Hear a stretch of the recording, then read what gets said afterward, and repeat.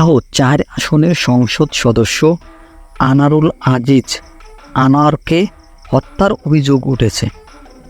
ভারতের এই হত্যাকাণ্ড সংঘটিত হয় বলে জানিয়েছে দুই দেশের আইন শৃঙ্খলা বাহিনীর সদস্যরা। তবে হত্যার ঘটনা এখনও রহস্যই ঘেরা।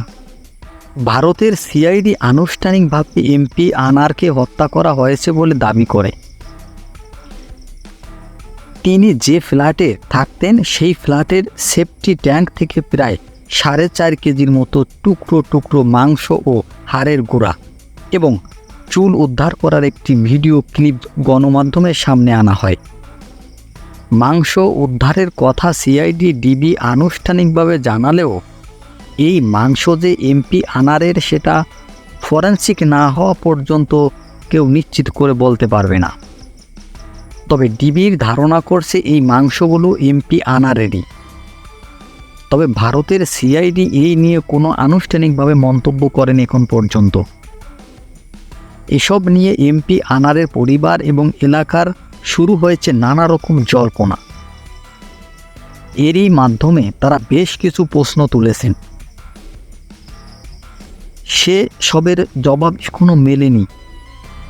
এমপির ঘনিষ্ঠরা জানান, রহস্যজনকভাবে নিখোঁজ হওয়ার পর কথিত মাংস উদ্ধার পর্যন্ত বেশ কিছু প্রশ্ন সাধারণের মনে উকি দিচ্ছে। সেই প্রশ্নগুলোই আবার গণমাধ্যমের সামনে তুলে ধরতে চান কালীগঞ্জের মানুষ। এমপি আনারকে নিয়ে যে হত্যাকাণ্ড ইতিমধ্যেই ছড়িয়েছে গণমাধ্যমে এবং বেশ কিছু সমালোচনা সৃষ্টি হয়েছে, তার কিছু প্রশ্ন এখন পর্যন্ত মেলেনি।